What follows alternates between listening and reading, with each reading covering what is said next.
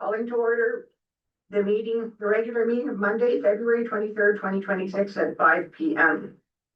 Welcome to the meeting. Adoption of the agenda. Are there any additions or deletions, or would someone be willing to the motion on the floor? No additions or deletions. Thank you. Councillor Deuce has the motion on the floor. All those in favor? And that is carried. And we'll move on to the adoption of the minutes. Number 3, the minutes of the February 9th regular council meeting. If you look those over, are those ready for adoption, or is there any changes that anybody has noticed? If not, can I get a motion to? Okay, thank you. Councillor Forsyth has a motion on the floor to accept the adopt the minutes of February 9th. All those in favor of the motion? And that is carried. We'll move on to public hearings number 4, for which we have none. And moving on to number 5, we have a delegation presentation from our very own Peace River Municipal Library and Art Gallery. Welcome to the front, guys.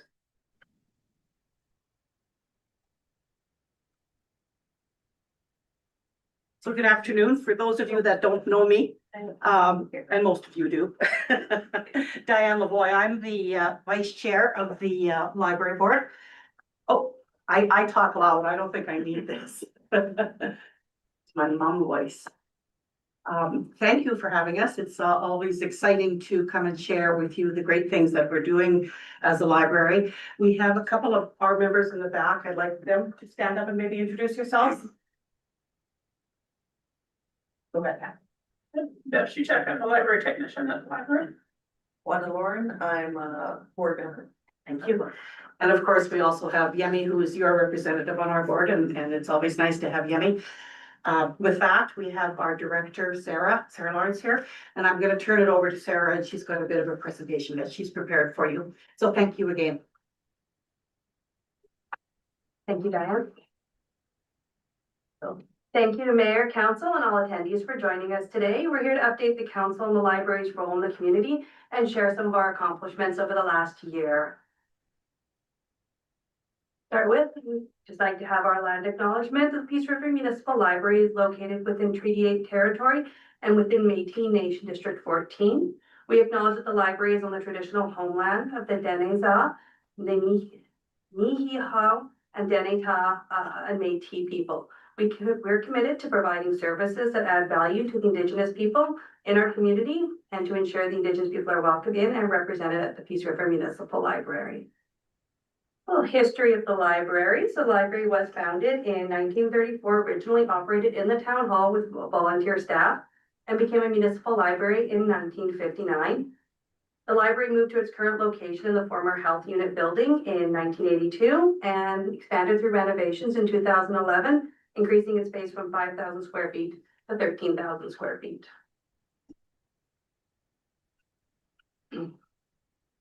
Our mission is to develop a strong library that's a vital community destination for knowledge, inspiration, connection, and renewal. Our vision is that the lives of all our community members are enriched by the services, programs, collection, and opportunities for connection at the Peace River Municipal Library. The library board. So the Peace River Municipal Library is governed by the Town of Peace River Library Board, the volunteer board of up to 10 members, including a member of the Peace River Town Council. This board develops and oversees policies that make up the rules and the procedures for the library. If I could just interject, for the first time in a long time, we're at a full roster, right? Or are we still missing one? We still have Okay, one more. one more. One more. One more board member. Yeah. The library is staffed by 10 full part-time employees and supported by 2 primarily grant-funded seasonal positions, as well as last year, we had 34 volunteers. The library is open to the public 46 hours a week, Monday to Saturday. And in an average week, we answer 128 reference questions, provide 42 instances of technology-related assistance, and answer 52 phone calls.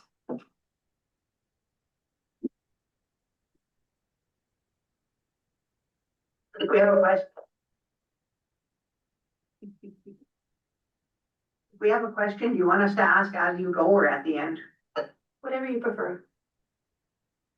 Well, I'll just ask it. No, we're like, I want to forget. So I noticed you said 128 reference questions, 42 tech support requests. I didn't know the library offered tech support. What kind of tech support would that be? And like, what could you give me just a rough example of a reference question and what? So a reference question is anything asked of the library staff outside of regular programming hours. Where's the washroom? Anything beyond your basic question is considered a reference question. And tech support requests any assistance with either their personal device or with the public access computers. Beyond this is how you log in. If they need any help on accessing an email or utilizing an app, that would be a tech support question. And are you is it enough staff or do you think you need more staff? And number two, are you union or how do you come up with your like your grade for payment? That's nothing to do with the town. Are you parallel with the town or how do we do that? No, we are not union, and the pay grid is set by the library board in response to just the budget. And would you need more employees or do you have enough? We could use one more. And we could pay them a little bit more. Thank you. So just to kind of follow up on how many staff we need, just an idea of growth from just 2023 to 2025. This last year, we had 37,543 people through the building. To give you a rough idea, in 2019, it was about 24,000. So that's what the growth has been. We loaned out 53,000 items, and we currently have 1,981 active total members. So that includes card holders and non-card holders. So for example, if a family of 4 had 1 card, we would count that as 4 active members. We hosted 526 programs and over 6,000 people participated.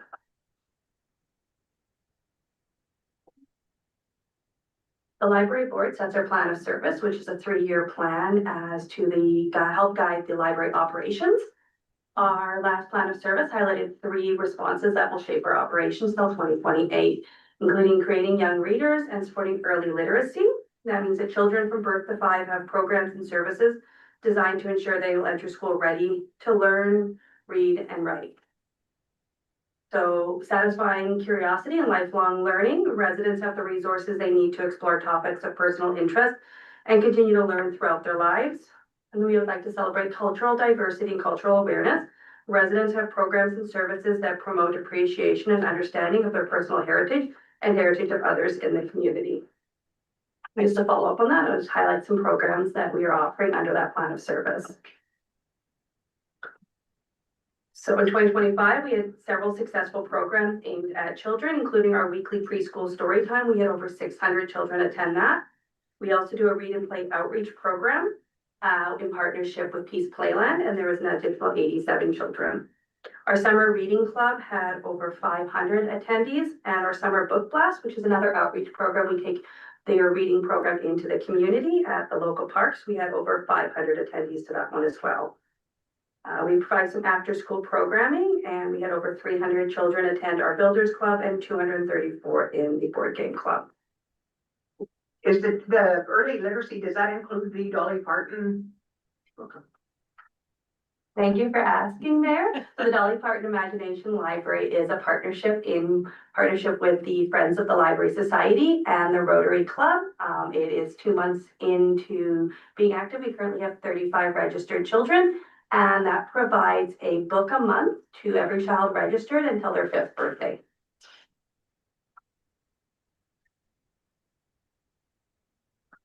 Supporting some of the lifelong learning programs, we did have our second successful Farm to Home series. This one was funded in partnership with the Walmart Community Grant. And we were able to do a number of programs, including cooking with sourdough and boreal tea. We had 134 participants to that. We hosted the Alberta Culture Days again, and we hosted 11 programs with 159 participants. There were 2 organizations that had the Alberta Culture Days grant here in Peace River and supported programming for the month of September, the Peace River Art Club and the library, and together we contributed to Peace River being ranked one of the top 5 participating towns in the province under 10,000.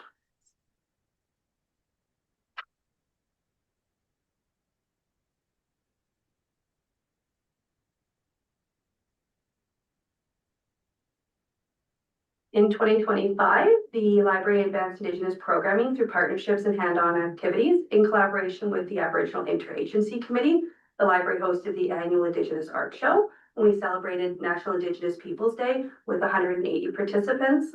We observed National Day for Truth and Reconciliation at Sagatow Friendship Center and had 36 participants to our station. We also organized an annual Indigenous Artisans Market, which had an additional 36 participants. We provided a number of hands-on workshops, including ribbon skirt, rattle making, and dream catcher workshops. 34 participants through those programs, and that was funded by the Peace Library System Indigenous Populations Grant. We also have a bi-monthly beading circle that further promotes cultural learning, and last year we had 65 participants.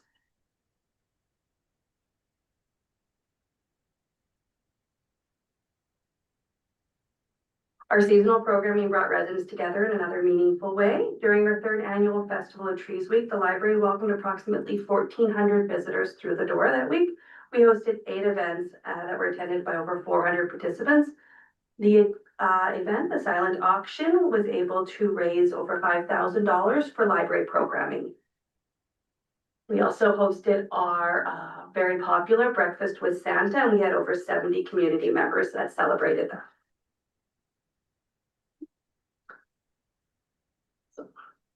How do we make this happen? The Peace River Municipal Library is primarily funded by the Government of Alberta, the Town of Peace River, Northern Sunrise County, and the County of Northern Lights, with additional support from internal fundraising, internal funding, grants, community donations, and sponsorships.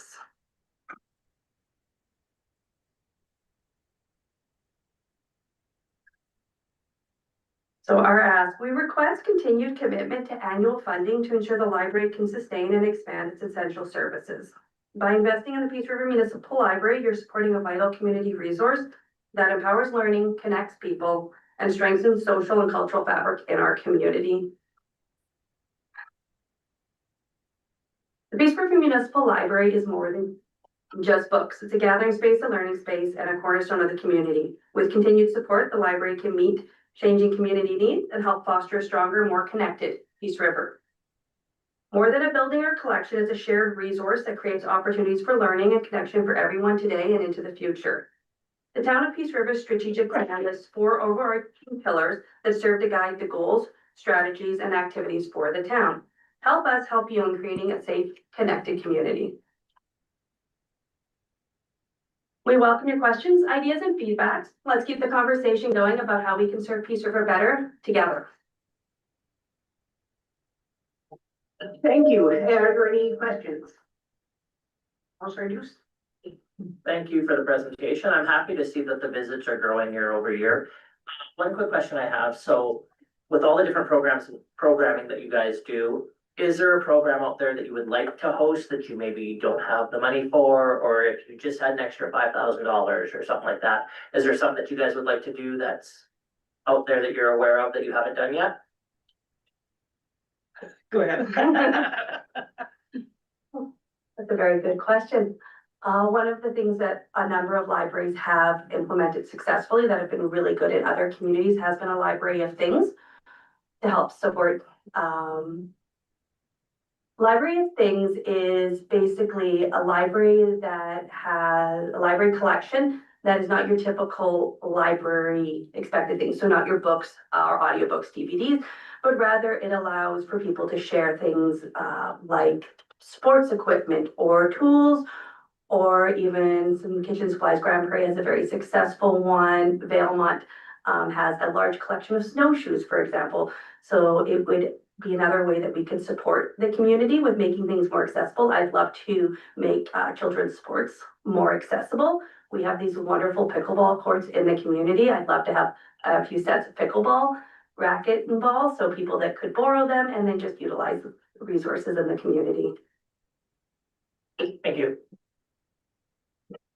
Ma'am, where I first had my first experience with the library, things had quite a extensive one as well. And I just want to add things like a sewing machine that you might want to learn, but you don't want to buy one, or like a food dehydrator, things like that you might need for a one-time thing that you don't want to go out and buy. But it's an excellent program. What is your operating budget?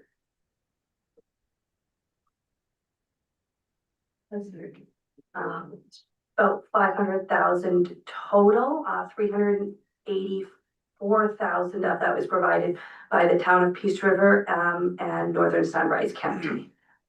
About 47,000 of that is the province of Alberta.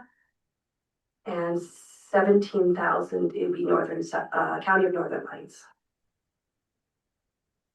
I know that, that there's a, I don't know, but maybe not a, you could probably use wage increases or whatever, like into that, I'm assuming. So do you ever make up a plan and say, okay, this is what I'd like to see, this is where I'd like to see our wage grid at, and this is how I'd like to see the library operate, and this is how much money I think we need to do it properly and the way we would like it. Do you have a plan like that? The board is currently working towards really evaluating all the positions, the job descriptions, and a little bit of comparison as to where the other wages would be for equivalent jobs in the region and outside, just so we have a better, some more of that data, and then we could put together a wage grid that would be a little bit more updated, because the starting wage for most of the positions has not increased in quite a few years. Yeah, there needs to be more support for libraries. It is our last point of connection, and we're losing a lot of the service groups in town that used to be kind of made that point of connection. So I would really like to see you guys be very strong in the future. Thank you. Yeah, so are there any other questions? Oh, Mr. Ford. Yeah, just a couple. I won't use it. It buzzes too much, but not really a question. I know Director Bell is very familiar with this program. You were talking about youth sports and kind of going in that direction. So through our local RCMP detachment, we have a program called Polatum, which is also supported through United Cycle out of Edmonton and through Jumpstart at Canadian Tire. So there might be some opportunity there to get involved into the accessible youth sports. Because they do everything from bikes to skis to snowshoes to skates, you name it. Pickleball rackets. Yeah. I want to read. And then on a side question, this council being new, that I know they know a little bit about it. The former council is quite aware of it, but more to do with your day-to-day operations. So how is the vandalism, the staff safety? How is that all playing out for the library right now? So we do record incidents electronically, allows me to kind of track trends. We did peak July 2024 before we did start to see a downward trend in reported incidents. Now, minor things, just reminding somebody of the rules and stuff, wouldn't be a reportable incident. It would be more serious than that for us to actually, for the documentation. We had another peak right around January 2025. And then since then, reported incidents have actually trended downward. And we have been working very closely in partnership with the RCMP and with Daniel Crest Protective Services in helping us mitigate any kind of issues, as well as vandalism has gone down, yes. We do have external cameras now, which I believe has definitely helped with that. That's good to hear. So with that being said, instead of doing a 911 call, do you have direct access to our CPO program? Like as far as getting a hold of one of the CPOs? Yeah, we do have all. Okay, good. And last question, that trending report, as far as the crime and all that goes, is that information you could share with our administration? Absolutely, I can put that together for a report for them. Okay, thank you. Okay, thank you very much. If there is no more questions, you guys are free to go. And thank you very much again for your presentation. Thank you for having us. We're gonna move on to number 6, bylaw readings. There are none. Number 7, unfinished business. There is none. Number 8, current business. We are going to start off with the amended offset levy policy with Director Fisher.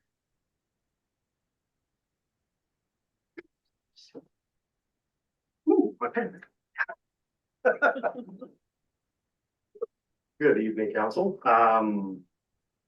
So before you tonight is updated offsite levy policy. This is sort of, I think, the third time you guys will be kind of seeing something here. Just there's a summary of changes made to the policy. We've kind of updated the reference table that was in the original policy. It had some old offsite levy bylaw versions in there. Or offsite levy policy documents referenced. Amended the definition for deferral agreement to allow us to integrate it into the development agreement. So instead of having multiple documents, we can maybe streamline some of the paperwork associated with any deferrals. Councillor Babalola requested that we remove a deadline in table 2 for if a building were damaged and had to be reconstructed, so that it would be exempt for offset levies if they rebuilt it in future. So we've made that change. We've reduced the threshold for the deferral from 10,000, deferral threshold number 1 from 10,000 to 250,000 to a lower value of 2,500 to $250,000, just to make it a little bit more accessible for developers wanting to do some things. And then when we were discussing in the last meeting, there was some confusion around the payment terms that kind of came up. So I took an opportunity here as administration to streamline some of the language around the repayment terms. So we condensed about 3 or 4 pages worth of stuff into a couple of clauses that we can take additional forms of security, not just a irrevocable letter of credit, but we can also look at a bond or put something on title, like register it as a mortgage almost. So that there are more options available to allow these deferral payments to happen. Simplifying sort of the terms rather than having prescribed payment schedule in the thing, allow us to negotiate that with administration. It's pretty common for us to negotiate the payment schedule for some of these things. So just defer that to administration.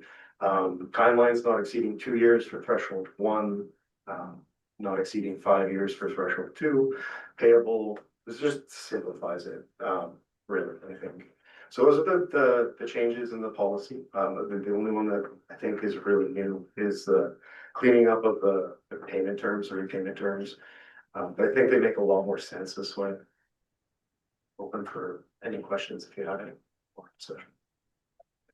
Oh, sorry. I guess we'd have 3 options. Adopt it as written, adopt it with any changes that council requests, or decline to change the policy entirely. Okay, any questions? Councillor Deuce. So I just have one question on the advantages that you list. Number 1 says reduces some of the perceived barriers to development. Are there other barriers to development that maybe we should be addressing in this document, or anything that you pointed out that you noticed? I've labeled it as perceived barriers for this discussion, because I don't know how many people have actually said no because of offsite levies. I'm aware of like one development that got to the point of having to enter into a development agreement around offsite levies and pulled out, but I'm not really aware of any others. So as far as that probably perceived, or there's obviously some confusion around the table about how like we would deal with deferrals or payments. So if that's out there, I think it would be viewed negatively for better or worse, right? Thank you. Anyone else? I have one. Mine is for kind of for administration, I think. And if we accept this document like it is today, we put it into force here, and then we realize next year that we forgot a few things. How can we bring it back again? Does it take if we want to make changes, does it take the whole council has to approve to bring it back before a year, or how do we, if we notice something in it that So I am supposed to, as administration, be bringing forward a report on offsite levies. Sort of annually, so. When we bring forward next year's report, that would be an opportunity to say, well, you could ask us questions around. How this policy has been working, and if there are any recommended changes, and we can include that in the reporting piece or talking about it, and if you would like, at that point, you could direct us to. And then if we did decide to, if we did make changes, and we finally got it how we wanted it, would it be smart to like, let's make a mandate to bring it back every 3 years to have a check-in, or what would you suggest on that? I think it's, I think the annual report is a good time to kind of talk about these items, right? When we're talking about offsite levies, right? I should be bringing you a report that says, this is how many offsite levies we collected this year, this is sort of how many agreements we entered into. And I think that's a good opportunity. I don't know if you need to formalize us bringing it back on the regular schedule, but if there are problems, that becomes a bit of new information that we can work with as administration and bring forward changes. No, that's really good, that works. Out of curiosity, when last have you given a report on this? I actually don't know that we have in a couple of years. It's something that is flagged for me as we were going through this process to, hey, I need to bring something forward. Oh, okay. I just haven't seen it. I thought maybe there was just no development. So. No, we've had lots of development. I know we've levied, I think it was probably $150,000 ballpark in offsite levies last year. There's been it's reasonable for a community our size. There's quite a bit. But I don't know that we've actually brought a report in several years. Oh, Sir Erickson, do you have any questions online? Not right now, thank you. Okay, Councillor or Deputy Mayor Carr.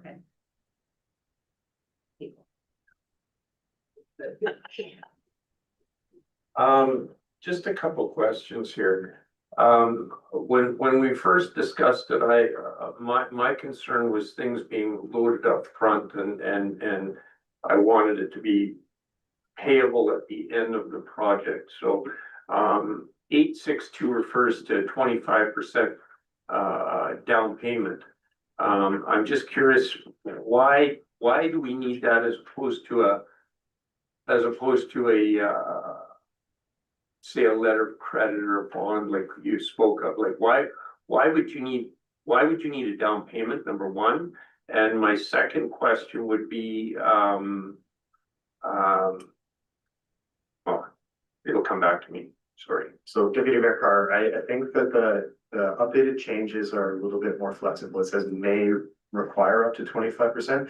The existing policy required 25%. So just looking to get us a little bit more flexibility there. I certainly think that as administration, we can play that by how things go. 25% might be part of their payment plan, right? I certainly have somebody who wants to just pay the whole thing right off the hop, and they don't want to deal with the deferral, even though they'd be eligible for it.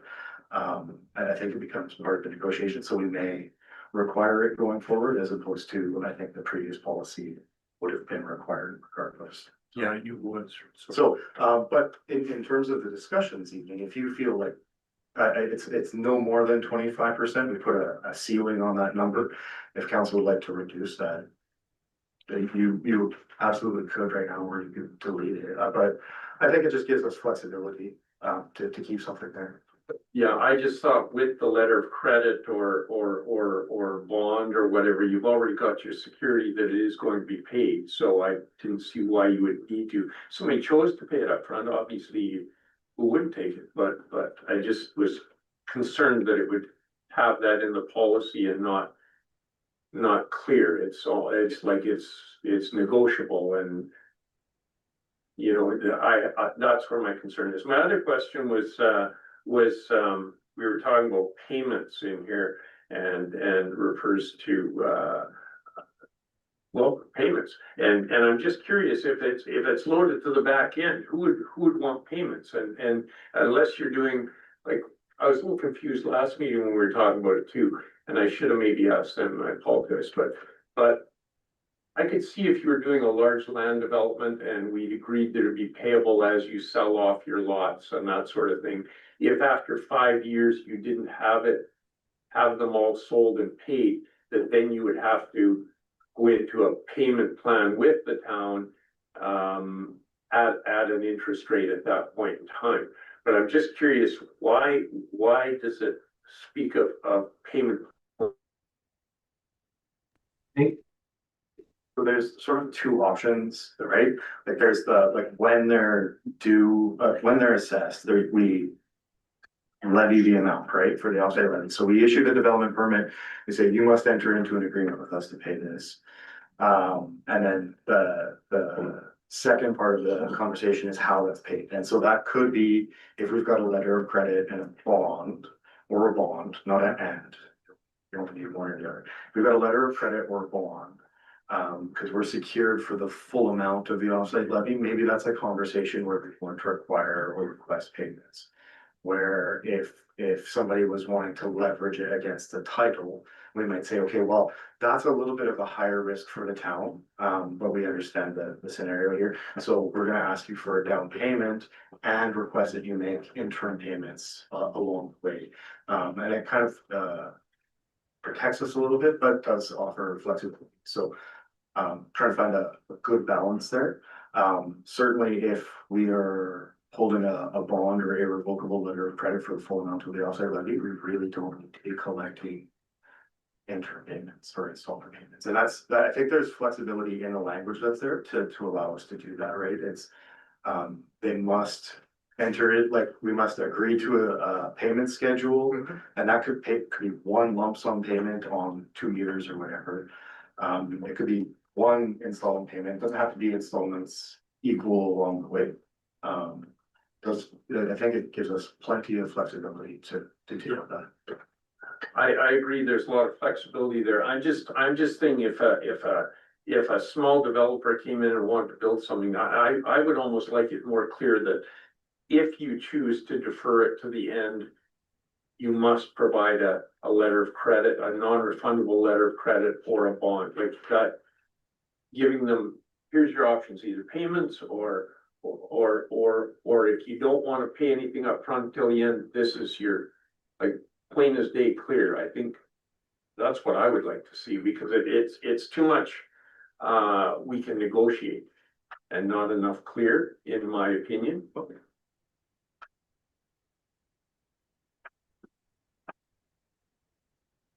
Anyone else? I'm a little confused about what you're saying. Are you saying that when they bring, for example, an irrevocable letter of credit, then we don't do the instrumental payment? Or like, my understanding is, if you are levied an offsite levy, it's on you to pay. But you can come to town and say, I don't have the rope up now. I want to enter into an agreement to pay it in like 2 years. So if that's 2 years kind of elapses and you've not paid it, that is when your letter of credit comes in. We can now use that to pay.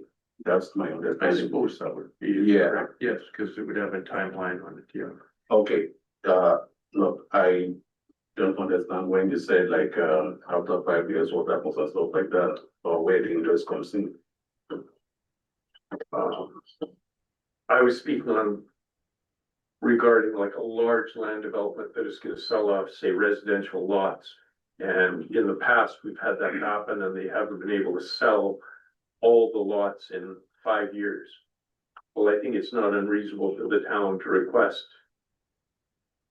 payments with an interest rate at that point, or at least the interest on what is still outstanding at that point.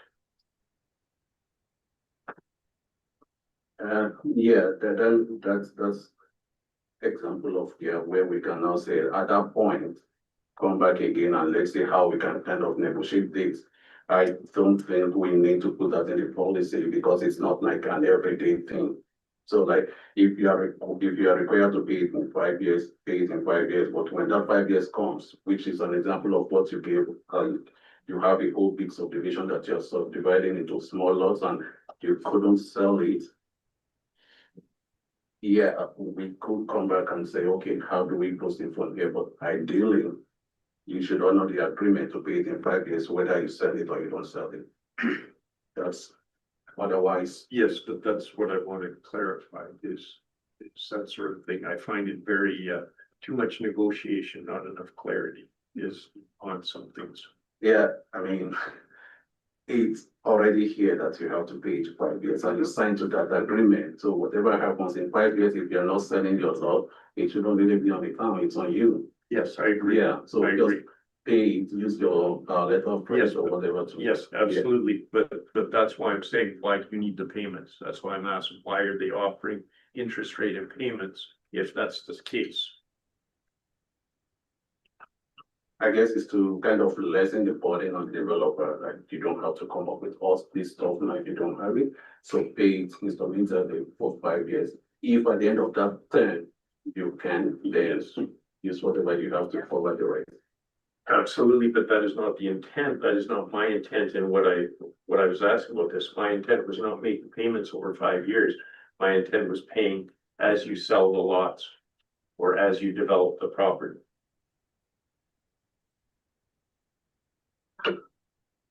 Sorry, the way that it's written right now, you would say, you would agree to a payment schedule, and the payment schedule would be in 2 years, we're gonna pay this off, right? That would be the payment schedule in the case where you just want to defer it, right? Yes, yes, or deferment of payment, yes. Yeah, and the repayment terms let us do that. They let us set it up so that somebody wants to set it up as installment payments. We do have, like an example would be a smaller business that is trying to manage the cash flow, and they're not disputing the amount, and they just wanna, let's set this at a regular continuing payment, just like our taxes or property taxes. You know, so that we know every month we're gonna pay $100 into this bill that's ongoing until we sell it or deal with it. The policy is written that you can do either, right? Right. As long as the option is there, the negotiation part is the part that I understand. I don't know what word you would use in place of it, but I'll let cut and dry. Here's option A, here's option B. Yeah, and that could be a misunderstanding on my part, Deputy Mayor, because I thought the purpose of this rewrite was to provide a little bit more flexibility. Maybe I've gone a little bit too far, but. No, absolutely. So I think he definitely went in that direction. I'm not knocking that. I'm just trying to understand why if you're paying at the end. Cause there's probably gonna be a few that'll wanna pay it up front. There's probably some. But the small developers we're gonna get in this town at this point are gonna want to defer it to the end, in my opinion, being a small developer, because it is so expensive upfront of a project. If you can defer anything to the end and the town is protected by a bond or whatever, letter of credit, then I'm having a hard time understanding where the payments are necessary in there, but it is an extra option. I'll give you that, it's another option. It was always kind of in there, and I think that's part of the confusion, is I believe we might have been applying, so when I hear the word deferral, that's one thing. Put it off till this date, right? And then there's the installment piece, and I think both of them are things that we do want to offer to developers. Because it's not just gonna be businesses that are maybe gonna be hit by this. It's gonna be somebody building their new dream home and in a new area, or redeveloping in an older area. It could be any one of those things that aren't necessarily, we've got a big subdivision and somebody's coming in and they want to build a whole bunch of lots and sell them off over time. So I think that we do still want to maintain some flexibility as administration and the town. And then I think deferral is one piece. Installment payments are another, but regardless, even if we're deferring it, there's still an agreement that you will pay on a schedule, right? Councillor Deuce? Well, the only thing that I was gonna add was, with the whole making the payment at the end of the project, I'm all in favor of that. I just wanted to note one thing for anybody who doesn't know, going back to my finance days, an irrevocable letter of credit still requires cash or collateral to be secured. So it's not like the people who are getting the irrevocable letter of credit don't already have the funds. So that was just a comment that I was adding to the conversation. But they may have that in assets. True. Yeah. Okay, are there any more comments to add? Oh, Councillor Erickson, sorry about that. Go ahead. That's all right. I'd like to know Councillor or Deputy Mayor Carr's comments on option 2.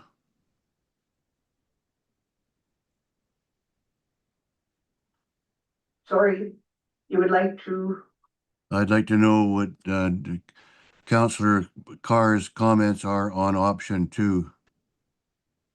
Just trying to find it here.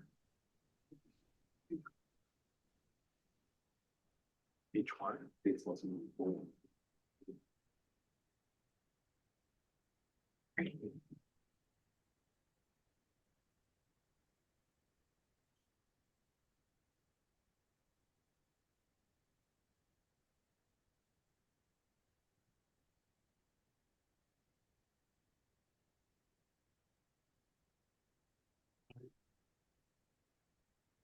I think that speaks to how broad Director Fisher is trying to make this to fit so many scenarios. I think that actually looks pretty good because there are always gonna be situations that don't fit ideally into the mold. So no, I think that's pretty good, actually.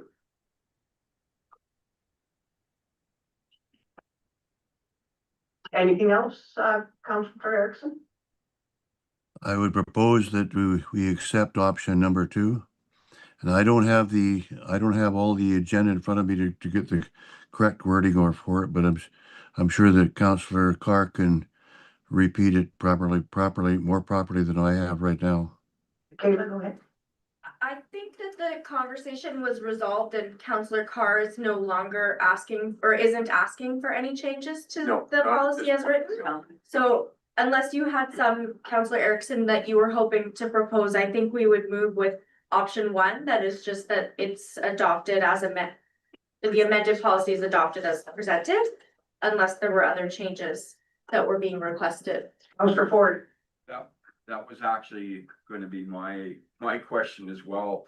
Did Deputy Mayor actually make an amendment, but he No, I didn't. he didn't, so No. I'd be prepared to put a motion on the floor, Madam Mayor, that council adopt the amended off-site levy policy as presented. Thank you. Are there any other questions or comments or any discussion on the matter? Seeing none? All those in favor of the motion on the floor? Councillor Erickson, are you in favor? Okay, Yes. thank you. And that is carried. Moving on to number 2, also with Director Fisher, we have the 2026 capital project sidewalk near Glen Mary School. Thank you. Yeah, so, when we passed, or when council passed the capital budget for 2026, there was one project there for putting in a section of sidewalk that doesn't exist near Glen Mary School. So in the report, there's sort of a figure kind of outlining the approximate area.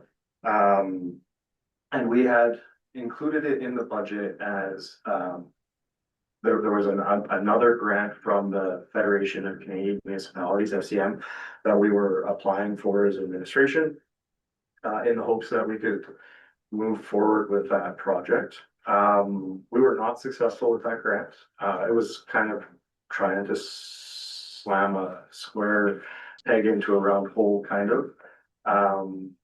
But we did try, we were unsuccessful. So if the project were to proceed, or if we wanted to proceed with that project, we would have to find an additional source of funding. So the options that would be available would be using some of the unallocated money from the local government fiscal framework, the LGFF. That's a provincial program. Each year we get an allowance for capital from the provincial government. Our 2026 allocation was about 1.3 million. And we have some unallocated funds, about 134,000. That would be enough to cover what we were not successful getting from the SEM. Alternatively, we could fund the project from the general tax reserve, the general infrastructure. A tax supported general infrastructure. Supported general. Yeah, tax supported general capital reserve. To fund it, or council could choose not to proceed with the project. I do think that this is a section, near the schools. Lots of people do walk in that area. There's a lighted crosswalk, but there's actually no sidewalk in that location. So anybody using or walking along 98 and wanting to walk to Glenmary is crossing into a location where they have to walk on the roads. We have gotten complaints this winter, you know, with all the snow, that it was even a little bit more challenging to navigate in that area. I do think that this is a project that is worthwhile for the community for pedestrian safety. It is identified in our active transportation plan as one of our top priority projects for our pedestrian network. But those are your options. If we do want it to go ahead, we need to find additional funding. So reallocating some LGFF funding that's not used from the tax supported reserve, or deferring the project. I guess looking for direction and a decision from council, which way they would. Are there any other grants that you think are out there that you might be successful in? That's my one question. And number two, how many feet of sidewalk are we talking? Because the amount that's gonna cost is a lot for, like, how much sidewalk is that we're paying for? Is it that? It's expensive. I'm not sure on the distance off the top of my head. I didn't look at that. The budget that we included in the capital plan was prepared by our consultant using sort of historical project costs. In the last couple of years, we've done quite a bit of sidewalk work in town. So the number that's been included was based on that area and that specific project. So I think we included 250 in the capital budget for that section of sidewalk. So the highest successful grant would be applying the unallocated LGFF, I think, at this point in time. I'm not currently aware of other grant programs, but we could certainly go do some research, but I don't know if we'd find anything quickly. Councillor Ford? Mine's an oddball question, but would that, because I don't know, I really don't know, but would that neighborhood renewal levy come into play with this, being that that is a brand new sidewalk that's going in that does not exist? We could, it's a tax supported fund, basically. So it would be easier to use the tax supported general capital. Is there any way you could do it in-house or anything, or we can't do any side? Like, is there any way you could make that project a little more economical? Because that is just crazy. Nothing. We don't have concrete finishers on staff. That's not. Okay, just asking. Yeah, I'll bring in our local expert, Forsyth here. Yeah, I'm not gonna lie, that estimate seems high. I know municipal work is, well, it's actually robbery. But still, this just seems super high to me. And so this is just an estimate. It's pre-tender, right? But we haven't actually got real bids for this. No, we haven't done design work yet. So this would be based on sort of historically what it's cost us. It does include replacing that light with a more modern solar light. Those are expensive. Those are about $45,000 for the solar light Right. signs. So it's probably about $200,000 worth of concrete. And then sign. Councillor Carr? Do we have an easement there, or will we have to buy that land from the landowners? We own into each one of those properties. Okay. Yeah, there will be some restorations, some negotiation with the landowners in terms of like what we're working with, and I do believe that the one church property there is, gonna require a little bit of grading work to make it fit properly. Okay. Councillor Deuce? So just a question about the budget. When we are looking at projects like this, do we always use a consultant to get the numbers, or like, have you called a local construction company or a concrete company and just said, hey, we have this much sidewalk that needs to be built, what's a rough cost for this? We use consultants because they keep us out of trouble. When we do that, we always get burned and it always ends up costing us more. We have to come back and keep asking for money. Well, to be perfectly honest, it's 250 grand. I'm not sure how much more a sidewalk could cost. I built entire houses for less than that. So, yeah, I don't know. This number to me just seems astronomically high. So, So It's based on what we've historically paid in the last couple of years on sidewalk. So who is bidding on these jobs? Like, is it? Like, are we getting sidewalk? I know we got some done last year when there was crews in town paving, but. Like, is there local companies that bid on this work? Yep, our, last year, we had, a local company do most, well, aside from the Main Street stuff, we did have other patches around town with our overlay project, and that was all done by a local contractor. And then in the budget, currently we just have the 125, right? No, it's 250. 125 of that was from an FCM grant that we were not successful. Right. But can we decide not to allocate the rest of the funds, but put it out? For, To be Put it on our- responsible, I'm pretty sure it's gonna come in higher. It's based on historically what we've paid. We can, and then I'd be back here asking for more money, Councilor Forsyth. So how much would that consultant have cost you? So you hired a consultant to find out how much we should pay for the sidewalk, and that's added, is that inside the 250,000 that you think is gonna increase?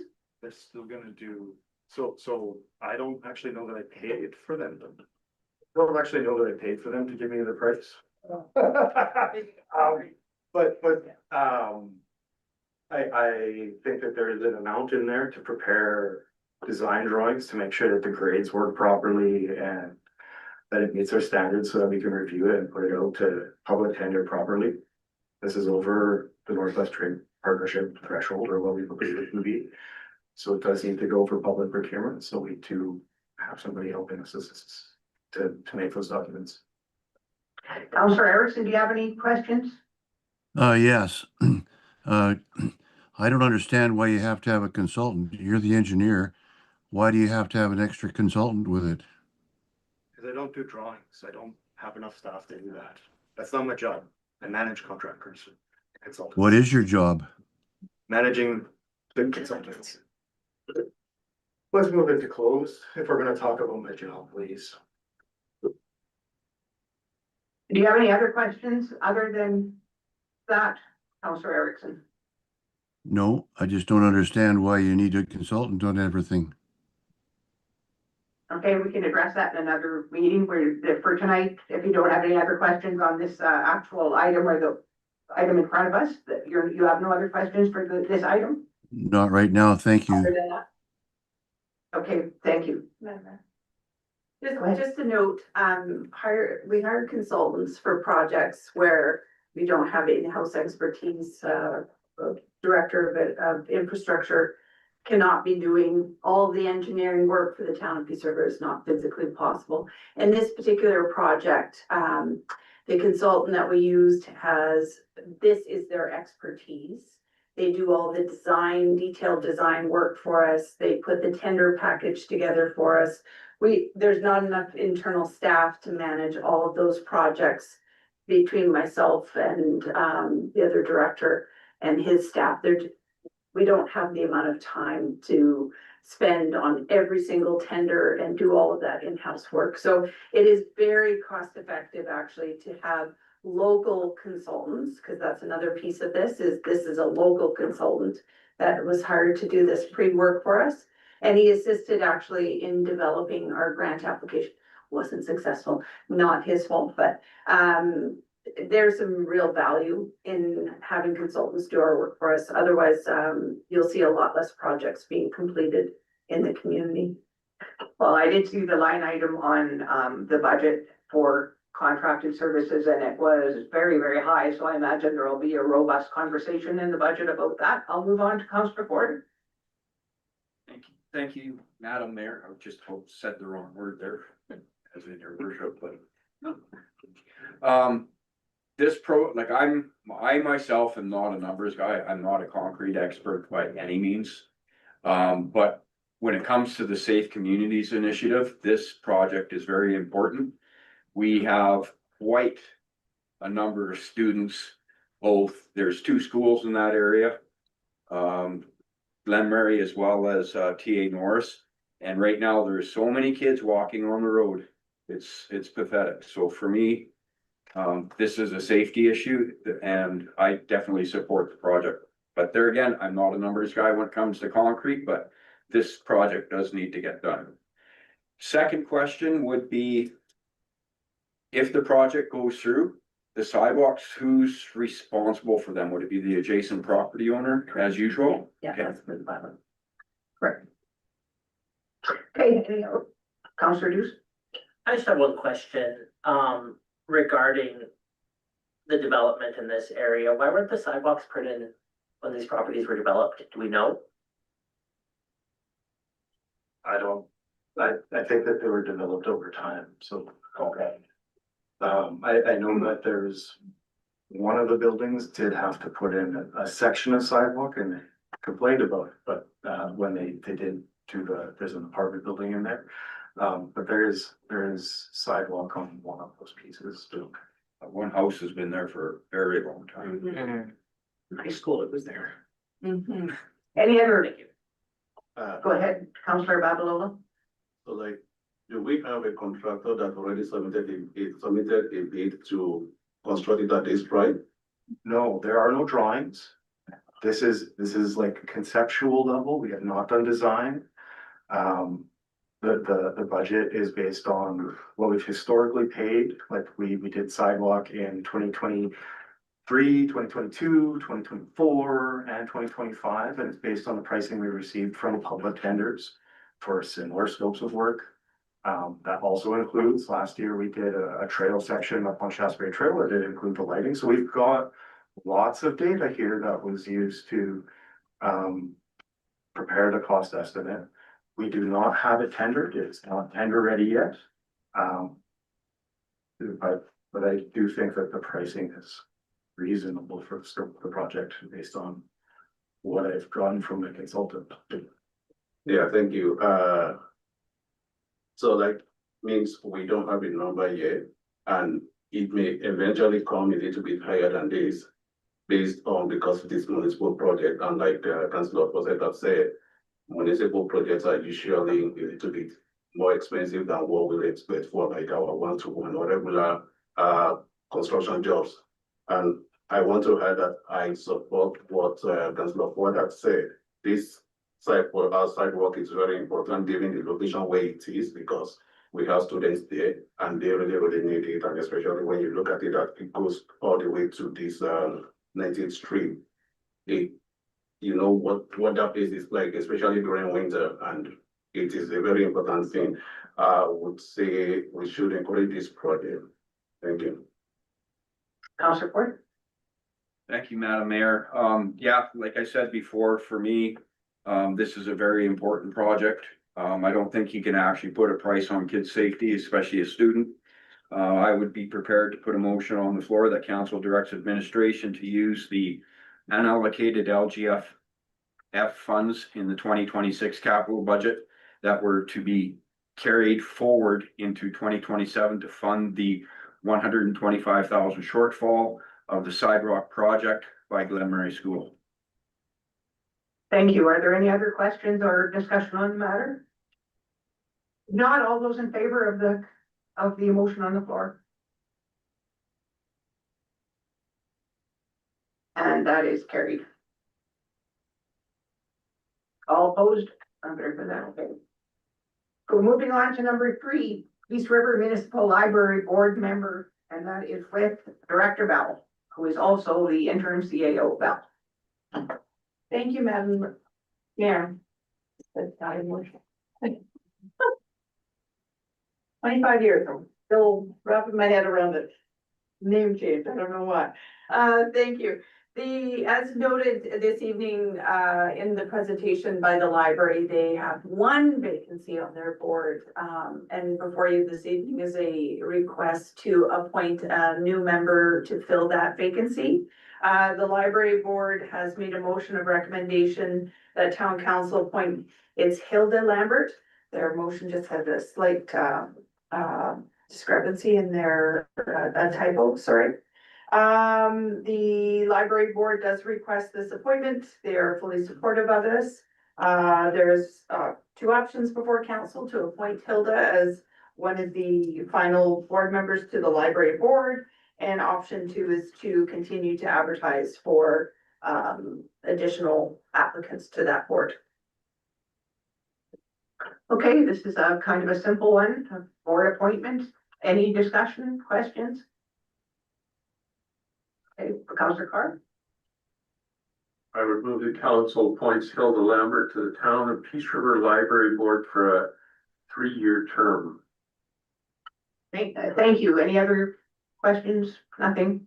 Okay, all those in favor of the motion on the floor? And that is carried. Congratulations to Hilda Lambert. Number 4, the Navigation Center pop-up update with Director Bell. Just wanted to follow up with council. In January, I believe we brought forward a briefing note about this new initiative of a navigation pop-up center. So I wanted to bring forward the results of the first pilot project in the community. As noted previously with council, this was a sort of one-stop shop idea for as many agencies as possible and services as possible for the community to attend, to receive on-site services. It wasn't just an information fair, it was a service provision event. On January 22nd, there was approximately 150 people in attendance, including agencies. 26 out of 28 agencies that were invited attended. There were over 50 providers. There were a number of individuals who came through just to check out the event, so approximately 40 individuals. But there were roughly, and this isn't a solid number because it was staff didn't always catch exact numbers, but roughly around 60 individuals received service or engagement for services on that day. There was not uptake on the participant survey per se, but in a debriefing process, some of the qualitative discussions or qualitative information that came back to the organizing committee from some of the agencies did provide some great feedback. There was some success stories, as it were. An individual receiving finally got their old age pension, OAS, got those financial pieces in place, so now they can actually apply for housing in the community. And this was an individual who was unsheltered, so this was a big win for that particular individual. Another couple were able to meet with a number of different agencies on site, including Alberta Support. So for some financial issues, then we're able to engage with mental health for some personal health issues that they were encountering. So a lot of really great success stories that occurred on that event day. We are planning, the committee is planning to repeat this event, but not until the fall or early winter, sorry. There was lots of discussion whether a summer event would work well with agencies. It can be difficult to get agencies under one roof, especially once you hit summer months and vacations. So great success story and one that we will continue. There's value in it, as we've seen, and staff will continue to work with the agencies to keep offering this as long as it takes to make sure we can get folks the services they need access to. Any questions? Councillor Deuce? So I was at this event. It was busy when I was there. There were some tables that actually had people waiting in lineups to get some services. So that was great to see. My only comment was, the survey aspect of it. Has there been any discussion or any thought about giving like a token prize for a survey, like a gift card or something like that? They did, they had a number of door prizes, and I think you had to complete the survey to get your name into the door prize, so. They'll figure out some creative ways next time to see if they can get more engagement on that survey and piece of it. And it might happen more successfully at the table of the agencies that they're engaging with, as opposed to waiting till after, I don't know. But they will find creative ways to make that work. Thank you. Yeah, it's your first year, so I'm sure as time goes on, it'll develop into, I thought it was well done. Saw services there. I didn't even know we had in Peace River. I was quite pleasantly surprised by it.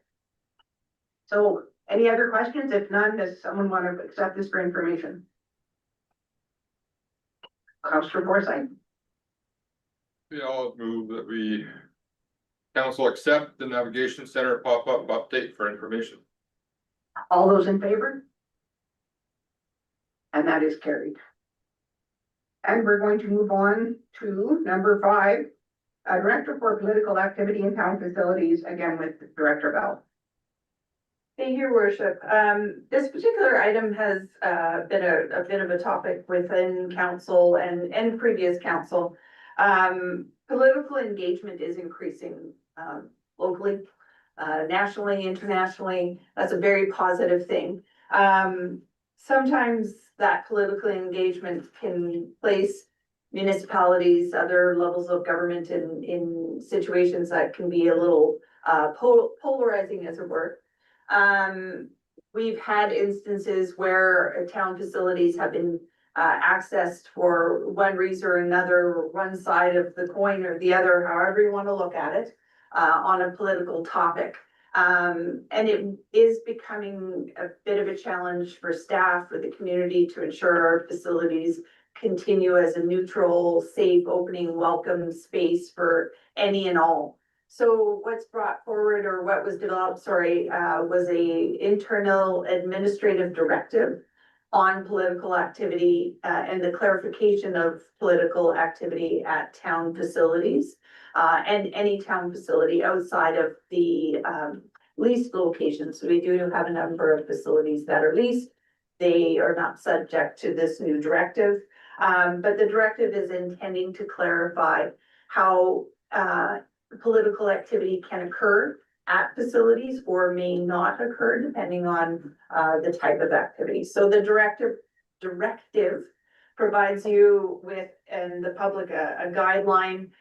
For example, political activities such as a general meeting of a political party can occur in a closed meeting space, but in terms of full campaigning at the public facility, that is discouraged. It's not allowed. We will not allow referendum, petitions, those are the two that come to mind, being hosted at facilities. Again, you end up with a very polarizing situation for both sides of it, regardless of the topic. We do offer up, though, to ensure that town election processes, provincial, national election processes can occur, so we can host election day for the provincial election, the local election, whatever that situation is, for each of the different levels of government. So we can still host elections at our facilities, but not the campaigning. We will allow the hosting of all candidate forums at facilities with the intent of ensuring that all candidates are invited to those forums. So if they become only one half or not the other half, that's not being politically neutral or being available for the entire community. So we're hoping this provides some clarity for staff, of those staff that are booking facilities and operating facilities. And this also hopes to clarify for the community, excuse me, and the public, of how public facilities will be utilized for or not utilized for political activity. Any questions? Any questions? Go ahead. So the recommended motion is to accept the directive for information. So how would council move this directive forward into policy to make it? We would bring it back as a formal policy of council. So policies are approved by council, directives are approved by your CAO. They're delegated to the CAO because the intent of the directive is the operational level of, the overall organizational operations. So this directive would be referenced at the staffing level for the front end staff at any of the facilities, the Baytex, the pool, museum, something they would utilize. So if council would like to see see it elevated to a policy, you could make that motion that you accept this for information, but ask to bring it back at a policy level. Ms. Parsons will create a lovely motion for you, if that is where you. Yeah, I see where administration is going with this, and I do agree. But if we just accept it for information, how is this, like, if this outfit over here wants to come and do canvassing for signing, which I know there's lots of that going on right now. So would this be enacted, or does it have to be in policy? No, it doesn't need to be in policy. It's the date was signed by the CAO is the date that it came into force. So for example, if we received a phone call or if a member of council received an inquiry about the use of a public facility, if you direct it to administration, your administration would then respond to that inquiry with the directive at hand and provide the information of how the facility could or could not be used based on that inquiry.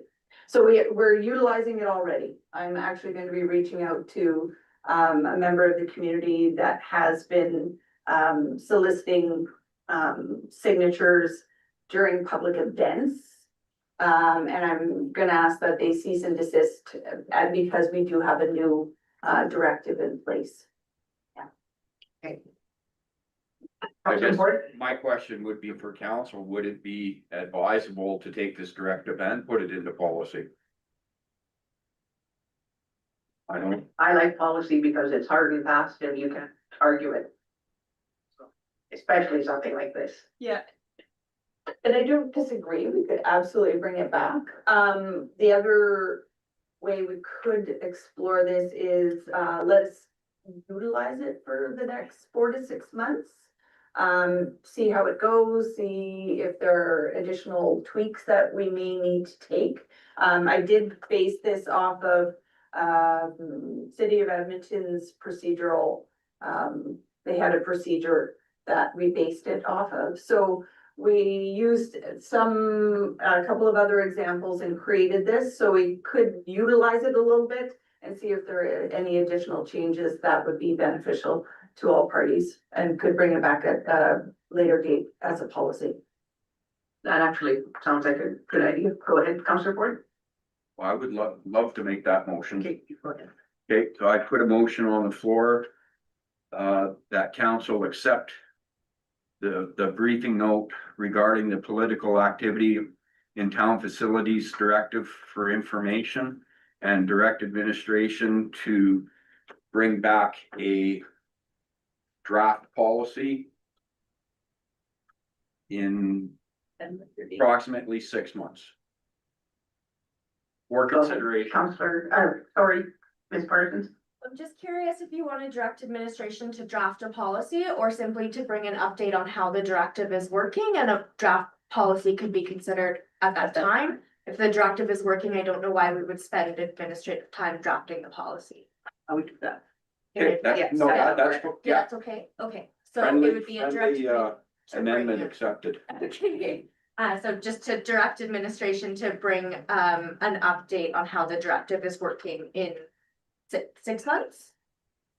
12 months? Yeah, that's, 6. I would say 6 months, that's what our Yeah. acting CAO suggested, so. Perfect. Okay.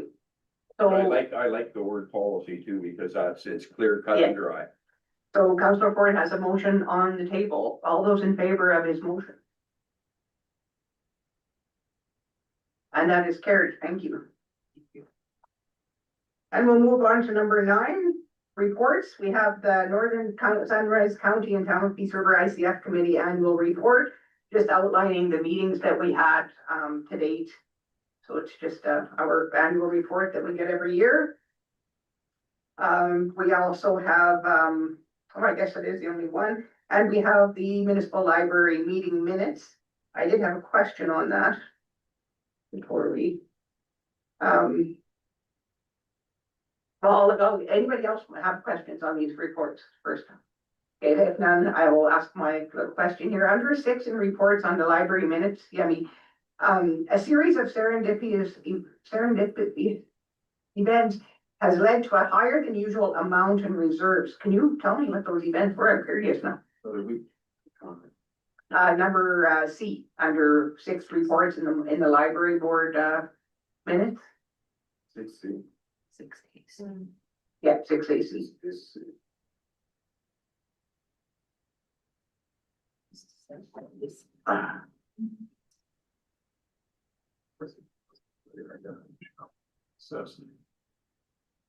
Well, I think what they're saying is, they had more revenue. Okay, it just said serendipitous events that led to it. I was just curious what happened. They had a number of things that they did, people kind of talk about. Okay.